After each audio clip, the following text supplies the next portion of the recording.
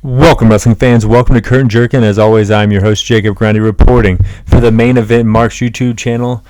You can also check me out on Spotify. However you're listening to me, I appreciate it, guys. Man, what a crazy few days it's been in wrestling. I feel like I wasn't really able to give you guys the best insight, the best opinions, the best news and reviews, because I literally had, checked my feed to make sure I wasn't leaving any news out, and found out about Bray Wyatt literally like moments before I jumped on. I was like, okay, well, this is a good time to talk about it. And I think it was a good time to talk about it as far as the content for my podcast, but as far as me being able to wrap my head around something like that, I don't think it was that good to talk about. I think I might have needed to wait a little bit for doing that. I guess I'll hopefully remember next time. I mean, I had just collected my thoughts on Terry Funk and all I was going to say on his historic career, and then boom, I was hit with just the sad news. It still shakes me. I'm sitting in the same spot I sat in when I was talking about it. I'm kind of getting back into that vibe. I'm not trying to get in that vibe. I want to be positive. I want to honor. I want to celebrate the lives of the fallen wrestlers, and I want to kind of tribute them the way that SmackDown tributed them. I feel like that was a amazing show. I love the way it's sad that it kind of, you can think back on all the ones that they've done in the past, but they always do a great job honoring people that have worked for them in the past or currently have worked for them who have passed away.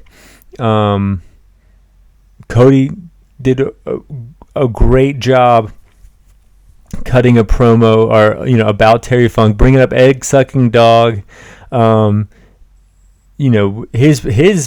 promo was better than the match he threw to about Terry Funk. I thought that was really good, really tasteful, kind of like almost anything Cody does is kind of, you can describe as that. LA Knight managed to honor Bray Wyatt as well as just ripping apart The Miz.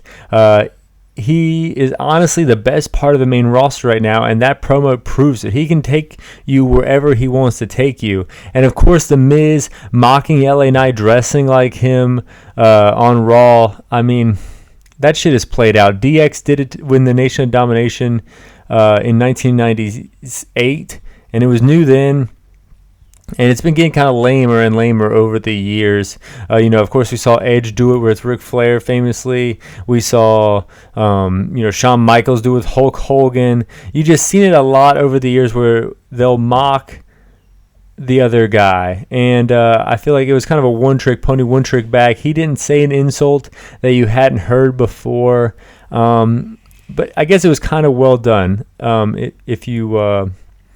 if you think about it. Kevin Owens and Stone Cold, that really wasn't even that good. That's the closest I can remember. And then going into Raw, full of Judgment Day activities as usual. JD, despite not being an official member, helps Priest beat Zayn. Priest says he doesn't give a shit, even told the rest of the Judgment Day in the back he doesn't give a shit that JD helped him. And Zayn and Kevin Owens whoop his ass too. So a bad day for JD McDonough, the Punkle Pop of WWE main roster. I like the Judgment Day, but I just want to see this storyline advance a little bit. I'm hoping that Payback kind of gets us in that realm where we can see this storyline just advance to the next chapter. Is Finn going to fight Priest? Is Priest going to fight Finn? Where would Rhea and Dom allegiances lie if something like that were to happen? Is JD McDonough going to join? What is going to happen here? I want to find out. Maybe JD McDonough turns his back on Finn to join the Judgment Day, and then you have Finn versus the Judgment Day, a la when Edge got taken out of the Judgment Day. Who knows what's going to happen in the World Wrestling Federation? Raquel confronts Rhea, throws her around the ring, punks out Dominic. They have to regroup, which I think telegraphs that Rhea is going to win at Payback. Women's action in the main event was kind of cool. Zoe Starks versus Becky. Gunther pissed off that Gable beat him and then had to cheat. Imperium had to cheat before taking another L to Gable, attacking American Alpha and getting the better of them in a brawl. Bronson Reed, Yumasa Ciampa had a good match. I feel like the AEW definitely has better matches, but Raw and SmackDown is just a better overall show, a weekly show.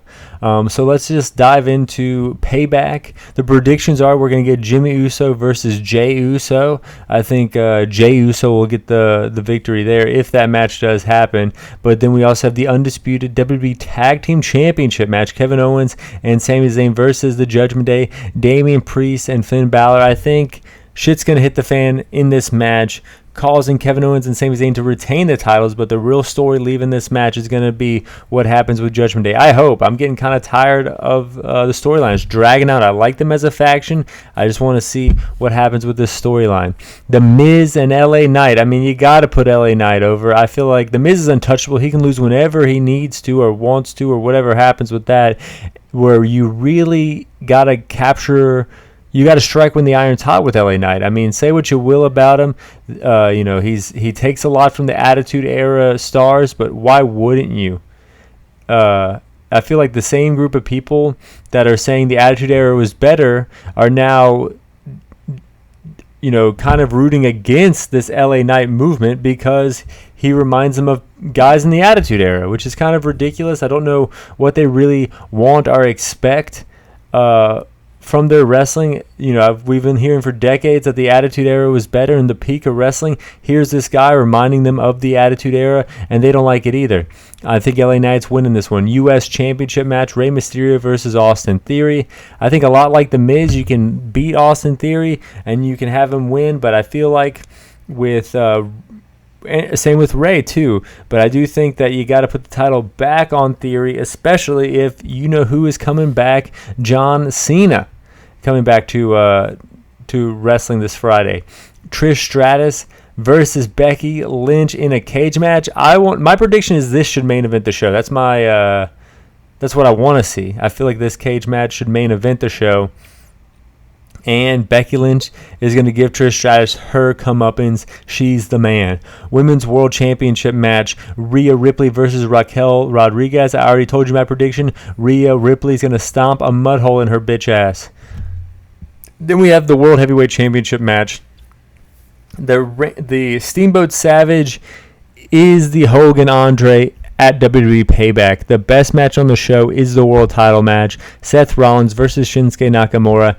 Not a snowball chance in hell Shinsuke Nakamura is going to win. I love the old school build playing into what seems like a legit injury, somewhat of a nagging legit injury if what I'm told is true. But Seth Rollins is going to win this title, and it's going to be the best show. It's just cool to see Shinsuke Nakamura in a world title match on WWE still. I'm still not over Shinsuke Nakamura being a part of the WWE, even though he signed...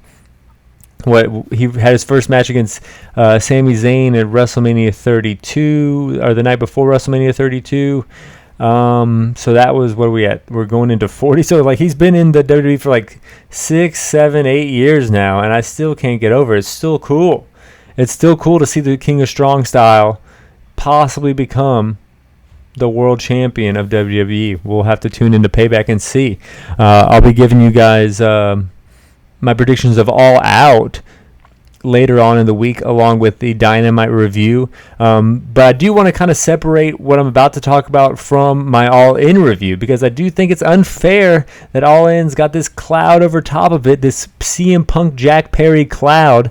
So if you don't know by now, I appreciate me being your news source in pro wrestling, but I think everyone knows by now there was an altercation between Jack Perry and CM Punk. It starts off, we got to go back a few weeks ago, back to the collision that I was at. CM Punk apparently made waves, kicking people out like Nick Namath, Matt Hardy, rumors that Adam Page had to leave, rumors that Jungle Boy wanted to use real glass to set up an injury angle so he didn't have to go to work because he had a Hawaiian vacation planned. But anyone who's been around for a while knows that you don't use real glass. Goldberg famously wanted to use real glass, ended up fucking himself up and fucking up the whole pay-per-view and all the plans. because he used real glass. CM Punk, old school guy, knows about that. Of course, Jack Perry coming up in the world of GCW in 2017, 2018, they're using glass left and right. It's kind of like a rite of passage to go through a pane of glass in these indie feds nowadays. So he's grown up in that kind of culture, and there was a culture clash. He says, hey, I'm just trying to take my hot-ass girlfriend Anna Jay on a Hawaiian vacation, and I'm also going to do some badass shit to set up a story arc that lets me do that. And CM Punk, the old school guy, says, I don't give a fuck about your Hawaiian vacation. Hawaii ain't going nowhere. I, ironically enough, don't want to fuck up the pay-per-view plans. Please do not use real glass. And I thought that was it. I'm with CM Punk there. I do not think he should use real glass. Gimmick it up, brother. It's the whole deal. Like, make it look like it hurts, but don't actually get hurt. And then we fast forward to All In, 0 Hour, great match between Hook and Jungle Boy. And then Jungle Boy, of course, gets dropped into a windshield, real glass. And right before it, he looks at the camera and says, knocks on it and says, it's real glass, cry me a river. So kind of bringing this backstage heat right into the camera on the biggest show that there ever has been in wrestling, if you ask some people. And his arrogance does cost him. He's the one who does take the Samoan drop into the glass. His arm looked fucked up, legit. I mean, just a little cut there. But then, of course, CM Punk had the match after Jungle Boy. Now, one of these, this is all hearsay. This is all what I'm picking up and understanding from a collective amount of sources. Post Wrestling, What Culture, Wrestling Observer, all kinds of wrestling news sources. NoDQ.com. I love them all. But apparently, CM Punk told Christopher Daniels, his old rival in Ring of Honor, that he wanted him gone from Collision. Now, here's the thing. Christopher Daniels is head of talent relations. So he's kind of in charge of making sure motherfuckers get to where they need to go. And how about the story is that when CM Punk arrived in London, his accommodations were fucked up. So you fuck with the guy who's fucking with your accommodations are going to get fucked up. I mean, 1 + 1 = 2 here. Great rib. Hilarious rib. So CM Punk says, okay, fine. My accommodations are fucked up. Let me call this number that AEW gave me. Oh, that number doesn't work. It's a fake number. So he's got to figure out how he can get to the hotel that's going to get him to Wembley Stadium.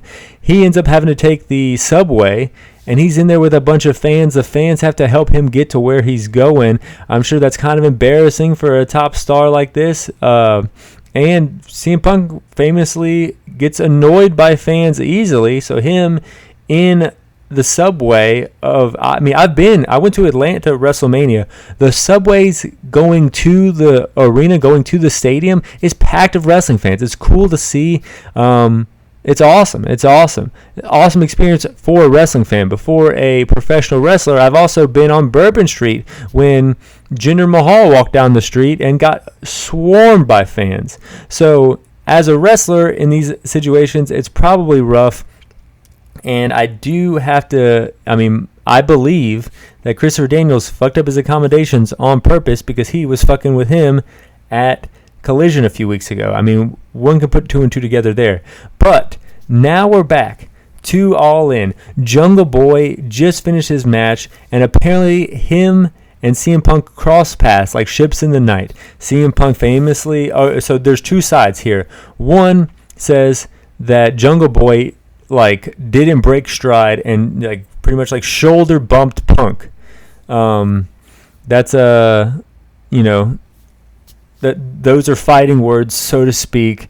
Even from Dallas to Dublin, those are fighting words. And so CM Punk didn't like that. And then somehow through a skirmish, CM Punk ended up catching Jungle Boy in a rear naked choke. People pulled it apart. There's another story that when they crossed paths, CM Punk said, "Do we have a problem?" And there was a face wash scenario. There was some kind of scenario where CM Punk was the definite aggressor from the beginning. I wasn't there. I wasn't in the tunnel. Apparently, Samoa Joe broke it up and calm CM Punk down, because CM Punk haven't had these travel accommodations not work out, and haven't had, someone, quote unquote, go into business for themselves on the biggest show of the year. He did not like that. And Samoa Joe broke it up, apparently, which would make sense. CM Punk was threatening to quit AEW altogether right before the biggest show ever. A la WrestleMania, was it 30, where Punk quit before WrestleMania. So he's done this before. Samoa Joe calms him down. Samoa Joe's like, hey, buddy, this is my fucking Wembley moment. Don't fuck this up, more or less. I mean, he calms. I'm not sure what he said. I'm paraphrasing. I'm putting words in Samoa Joe's mouth. I don't know, but apparently everyone agrees that Samoa Joe was a part of the pull apart, was a part of calming Punk down. Then they went out there and had one of the best matches on the show, which is fucking cool. That's fucking cool. That adds to the legacy of CM Punk the wrestler. I think this whole thing kind of adds to the legacy, but a positive note to CM Punk the wrestler was they went out there and had one of the best matches on the show after all this went down. And now, just recently, at the past hour or so, as I'm recording this podcast, CM Punk went back through the curtain. Miro, I mean, he seems like a level-headed guy, just wanted to figure out what happened. So he asked Punk what happened, and Punk said, do you want to go outside? Apparently they just spoke out there, but there was a mild altercation with them speaking, and there was a situation where Punk might leave AEW. People got suspended. There's now reports that out of frustration, Brody King punched a wall so hard that he broke his own hand, which is like a total, like, I don't know, like a total, like, Chad move there by Brody King, punching walls, breaking your own hand. But I don't know if that happened. I mean, Brody King was in a match later on that night, bleeding from the forehead. So if he had a broken hand, his broken hand ain't like my broken hand. I was fucking out for days. I just wanted to sleep. I wasn't going to wrestle in front of 80,000 people with a broken hand. So all of that said, now it is reported that CM Punk is suspended and Jack Perry are both suspended for, over a week. So they will not be at All Out. And you'd have to assume that CM Punk was a definite fixture of All Out in Chicago. And he won't be there anymore. So, and neither will Jack Perry. But, I mean, I don't know. That's not as big of a deal to me, because this is apparently Jack Perry's first incident with anybody. Right or wrong, first incident with anybody. And this, I mean, Punk, had incident with several people a few weeks ago. And, of course, everyone knows about All Out 2021 2 years ago. Was it 2021? It was either... Yeah, when did All Out happen? Was it... Oh, well, yeah, it was. So, a year ago, All Out happened, and Punk... The brawl out happened with the Bucks and the Elite and the Omega and everything. So it hasn't even been a year since the last incident. This is definitely a black cloud as far as wrestling media goes over All In. I'm talking to, a group chat of mostly WWE fans, and they're tired of Punk. They thought it's cool that AEW had a show. They don't buy that they sold more tickets than WWE. But they're tired of talking about Punk. You post about Punk, and they just kind of ignore it. They move on. And then in the AEW chat that I'm in, with a fan base of, they like everything, but they mainly like AEW, they're sitting there saying, like, Punk's an asshole. You go online, everyone's saying Punk's an asshole. This is not good. Punk might, lose a little bit of his appeal. He already was. I mean, it was kind of a shaky foundation to begin with. You got to figure they were setting up for a Ricky Starks versus CM Punk match at All Out. You got to feel bad for Ricky Starks if that's the case. How are they going to, what are they going to do from this point forward? Miro, of course, the Collision guy. If he has words with CM Punk, is he going to be a Dynamite guy like people are saying? I don't know. There's a lot of questions. Is Brody King's hand okay? Did, somebody bite Kenny Omega just for hindsight? No one knows. No one knows much about what happened, but we do know that CM Punk will be gone and suspended less than a year after the incident that served his first suspension. So even if he's your top merch seller, you got to get tired of this. And what kind of ship is Tony Khan running here, where someone like Jungle Boy would feel comfortable saying some shit, bringing up some like backstage bullshit onto the biggest show of the year when he's just on 0 hour. He's on the buy-in. He's on, the pre-show. And he's like looking in the camera, calling out the biggest star when he's about to drop some fake-ass title. So I don't know, man, what's going on. But, I mean, hopefully Jungle Boy uses the suspension and is able to get to Hawaii somehow, because he went through real glass and now he's got a vacation on his hands. Full circle moment for Jack Perry. We're going to go into the NWA after leaving the rumors and allegations aside. Camille lost over 800 days as champion. Camille lost. I think she's kind of done with the NWA. I want to see her maybe in AEW. I think she could maybe fill the role that maybe a Jade Cargill's presence is kind of leaving behind.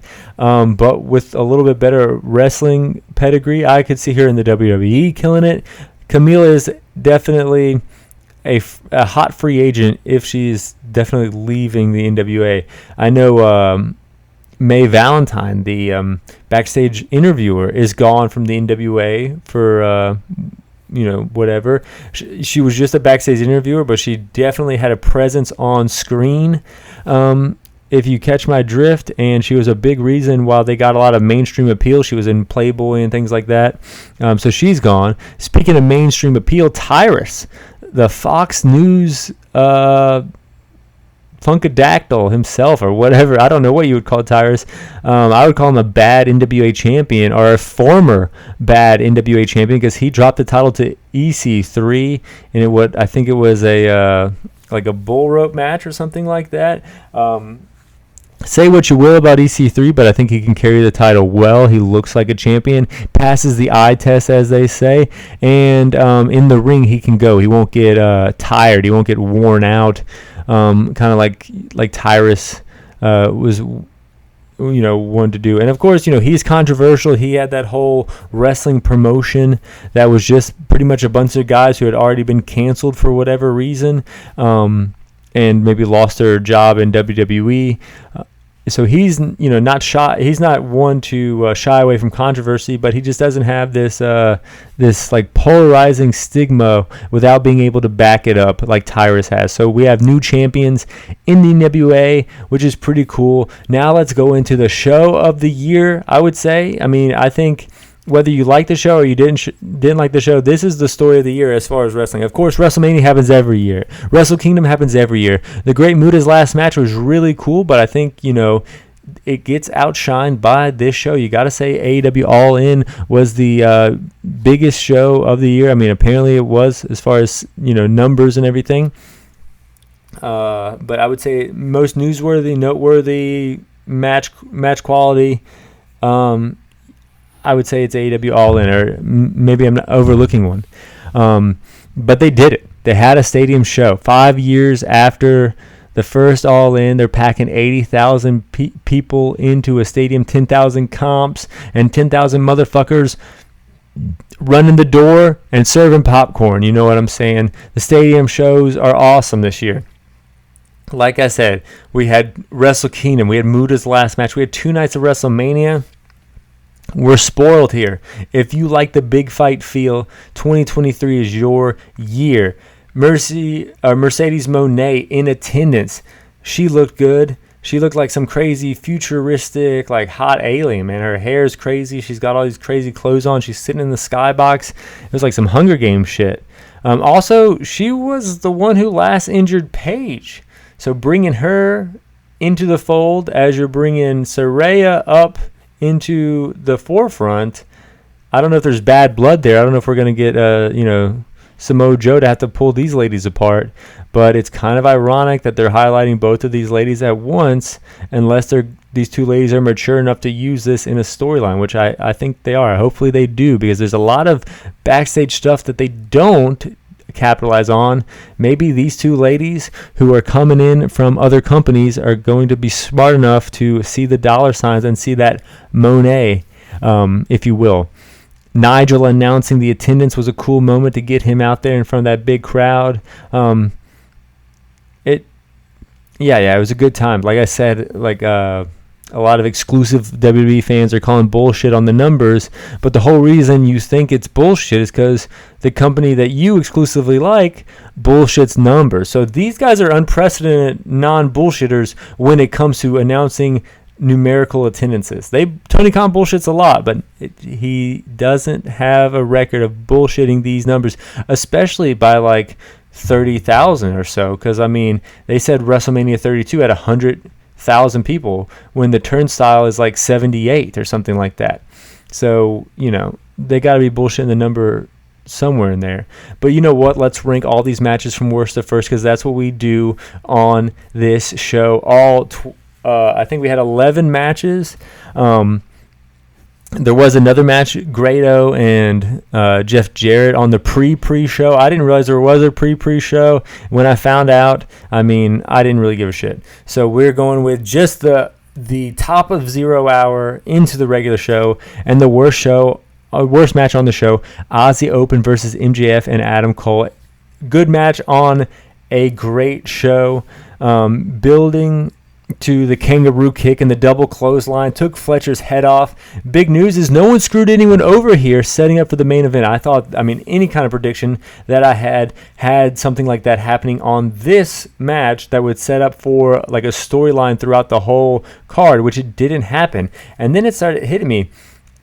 Jimmy Jacobs has his fingerprints all over this thing. You look at the Festival of Friendship, that he was a part of. He kind of likes friends beefing with each other rather than enemies beefing with each other, and we'll get more into that later. But we're going into the 10th best match on the card, Hook versus Jack Perry, Jungle Boy. Jack Perry pulling up in a limo, rolling thunder off the limo, then hits Hook hits a sick, I think it was I called it a Samoan drop, but I think it was a fisherman suplex onto real glass. Looked wild too. Hook winning the title back, creating a cool moment for his father, winning the title that his father created, which is cool.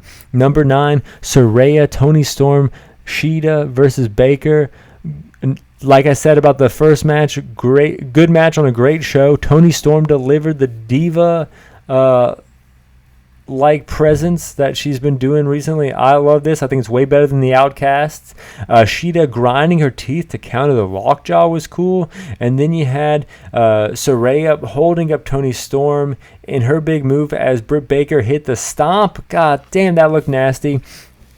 I know Saraya winning. I know she is not really fit in AEW Women's Division so far, and I know people were upset about her neck, which I think is kind of bullshit because, no one talks about Christian's neck. No one talks about Edge's neck. No one talks about Sting's neck and back and everything like that. But when it comes to Saraya and her neck, it gets brought up a lot more than men who have had similar injuries. So there might be something there. I don't know. I'm not a doctor, but there might be something there.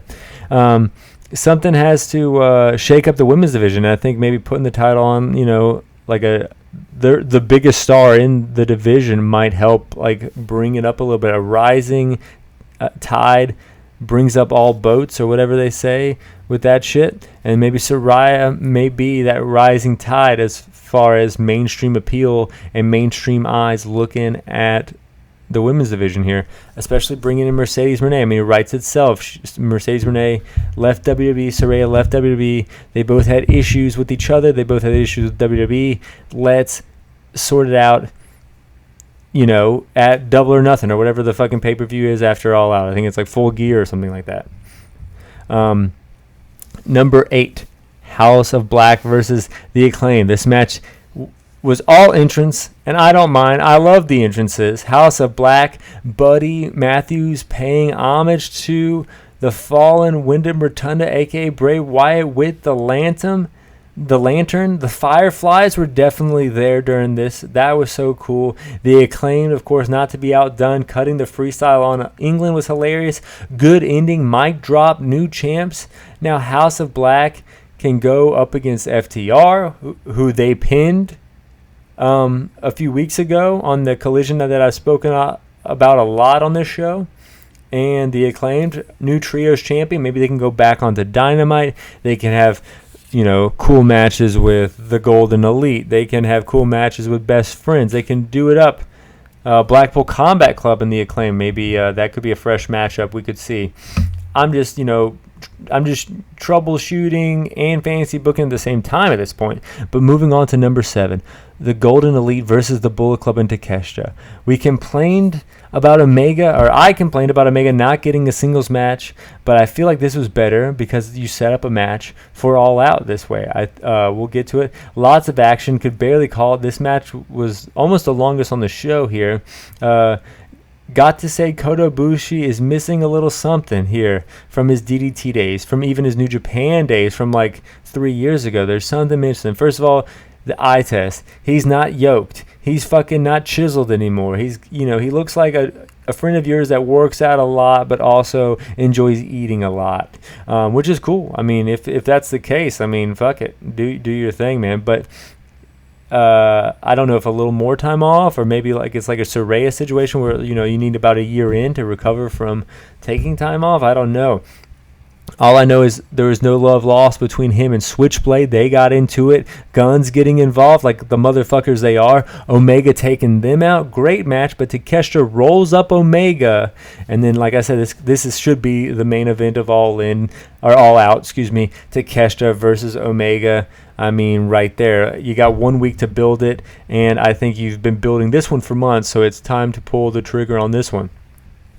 Number 6, Swerve and Christian Cage versus Sting and Darby. Sting coming out to Metallica. Some shit is just cool, man. Some shit is just cool. Sting coming out to Metallica. Swerve saying whose house and having 80,000 people say it back to him. Swerve's house. It was a rhetorical fucking question. Everyone knew whose fucking house it was.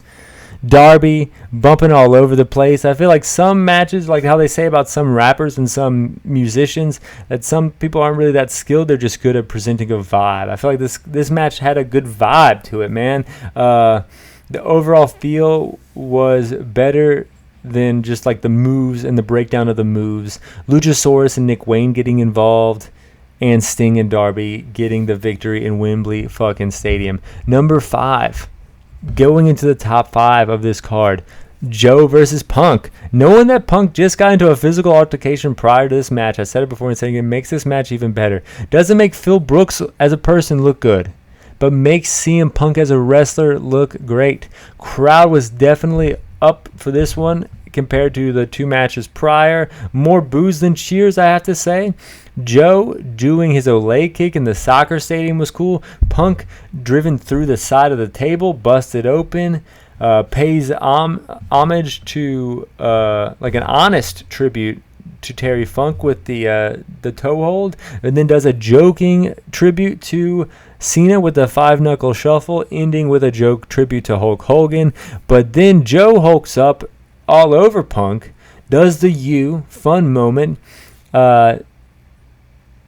not the GTS, but the Pepsi plunge, wins the match, just like his ROH days, 1, 2, 3. I mean, so Punk walks around saying he's a real world champion. Is he now the real ROH TV champion? I don't know. On a lot of shows, that match would have been the best match on the show. Like, I think if this match was on SummerSlam, for instance, it would be the best match on the show. Oh, yeah, I forgot when I was mentioning these stadium shows. I forgot to talk about, SummerSlam, and we're going to, I think, if I'm not mistaken, Royal Rumble was a stadium show. So, like, WWE is good for, like, 3 or 4 stadium shows a year. And, AEW and New Japan and Noah are good for maybe 1 a year. They're already saying they're going back next year. AEW All In 2024 in Wembley Stadium. So hopefully they just never go to the UK other than this time, and they could always hopefully do a good showing at this stadium. I feel like since SummerSlam 92, the UK has just been like begging the fucking WWE to bring their shit back to Wembley, and they just never have. They went to Cardiff, they go to the O2 Arena, they go to Saudi Arabia, but they never will go back to Wembley, and we all wanted it. We all want to see it, but they don't pull the trigger. They go to Detroit, they go to Nashville, they go to Puerto Rico, they go to everywhere they can but the UK. I think they took the UK crowd for granted, and I feel like there was a gap in the market for someone to fill, and AEW filled it. Do I think this is indicative of how popular AEW is in the UK? No, but I think you get 50,000 AEW fans, to sell it out. Then you get 10,000 people that remember SummerSlam 92, and then you get 20,000 WWE fans that just want to be there for shits and giggles, and then you got a packed house full of people drinking and nerding out over AEW wrestling. That's kind of what I think happened. But we're not here breaking down the show. I should have done that earlier. We're going into the Mount Rushmore of AEW All In 2023. The top 4 matches. Number 4, Stadium Stampede. We knew this match would be nuts, and it fucking was. Blackpool Combat Club coming out looking sick as fuck. Brawling off the top. Moxley just bleeding right away. Gets a bunch of skewers stabbed into his head. You can see this spot a million times. They're supposed to spread out, but Penta, his sick fucking ass, left the rubber band on. So it just looked like just this, like, I heard it, Wade Ting and Post Wrestling explained it as just like a log stuck in his head. It was grotesque. It was disgusting. It was everything they were going for, and maybe not the way they were going for it. Claudio and Eddie brawling all over the place, all over the upper deck. Moxley stabs people with a fork. Cassidy bleeding. Barbed wire clubs come into play. Pentagon is hurt, but then he comes back as Pentagon Oscuro, a short-lived gimmick that I really don't think really resonated with a large portion of the audience, but that didn't stop them from bringing it back so Pentagon could have a wardrobe change, and it didn't stop them, Pentagon, from putting Santana through a fucking table via a destroyer off a ladder. Legos, big swing by Claudio, and in the middle of this melee, Cassidy rolls up the ROH champion. Does this build to a match with the ROH champion? No, it builds to a match leading to Wednesday night versus Orange Cassidy's tag team partner that will then build to a match against Moxley. Which, I mean, Moxley and Cassidy was a match that I was claiming for All In, but I'll take it at All Out, especially if you know who won't be in Chicago. I think this is a great match to have on that show. So I think, Takeshita versus Omega, great match for All Out. I think Moxley and Cassidy is another great match for All Out. Maybe run back the Bucks and FTR. But what are you going to do for the world title picture? I don't know, but that was the third best match on the show. I think the main event was the third best match on the show. MJF versus Cole. This match was crazy. The swerve was that there was no swerve, bro. I think the angle has Jimmy Jacobs written all over it. Festival of Friendships written all over it. I mean, over guy versus over guy. We've seen these big stadium shows. We've seen the crowd turn on the main event. Who are you going to turn on here? Are you, both guys are cheerable, and both guys are heels, so you can either boo them both or you can cheer them both. It doesn't matter. There's this main event is SMARC-proof booking by Jimmy Jacobs, if I had to call it. They get the shirts on. Baron Corbin was probably watching this shit like, yeah, this is what I'm talking about. Wrestle with your shirts on. MJF does a powerbomb on the knee. So sick. Brain buster on the steps from Adam Cole. Destroyer. Both men down. Double clothesline. 1, 2, 3. It's a draw. Cole wants 5 more minutes. MJF says no. He doesn't care about 5 minutes. It's sudden death. Ref gets taken out immediately. MJF brings in a chair. They're playing hot potato with the chair because they both know that you're going to Eddie me, bro. You're going to lay down. And they were both too smart for that. I love that spot. MJF pulls the ref into a Panama Sunrise, the most hilarious ref bump of all time. Bryce Remsburg goes down. Roderick Strong comes out. Low blows MJF. Panama Sunrise, but no ref. Cole gets caught with a knee from Strong. 1, 2, 3. No swerve. MJF retains. Cole upset, but they hug it out. This match just played with the parameters of how to build a pro wrestling match. Played with the parameters of how to build a world title match. You would think obviously the Mega Powers explode. What if they didn't explode? What if they just stayed together and just wrestled a match?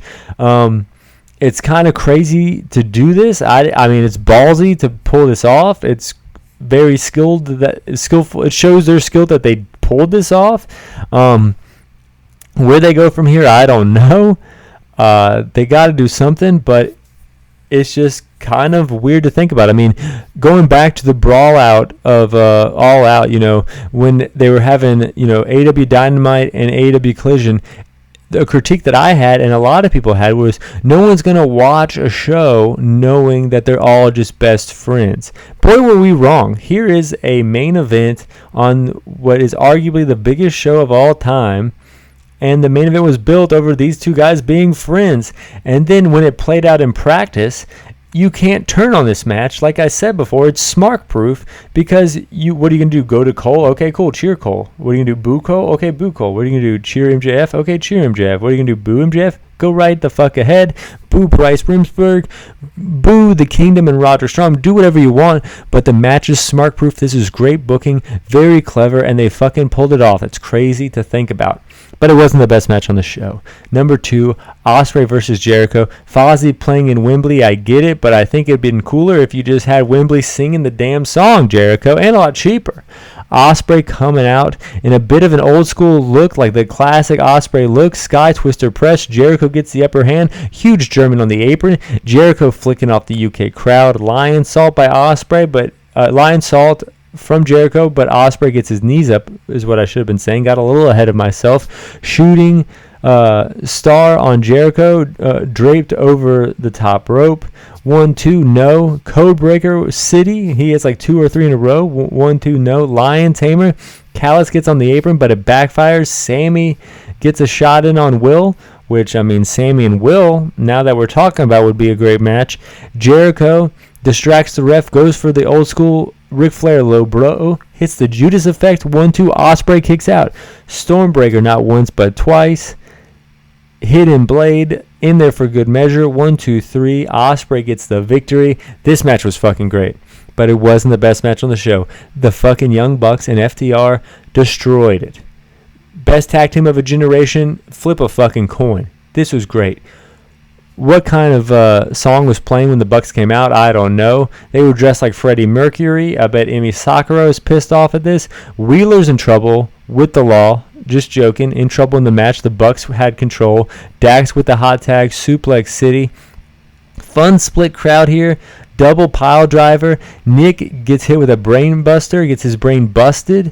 1, 2, no. Springboard 450. No one home. Just like the last match these guys had. 1, 2. Cash kicks out this time. Bucks hit the Shatter Machine and the BTE trigger. 1, 2. Cash kicks out again. I thought that was it.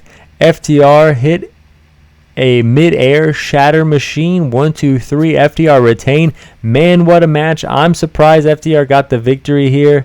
What's going to happen if Collision? I don't know, but I do know that it's in good hands when you got the Acclaimed, you got House of Black, you got FTR, you got Bullet Club Gold. I mean, they might not have their main star on AEW Collision anymore, but anything from what All In tells you is AEW might not need CM Punk. And then if you look at the roster on Collision and how good Collision's been, Collision might not need CM Punk. And then you start thinking, like, I don't know, like, what's going to happen there? Who knows, but I'll be here to talk about it. I love pro wrestling. Fly high. I'm out.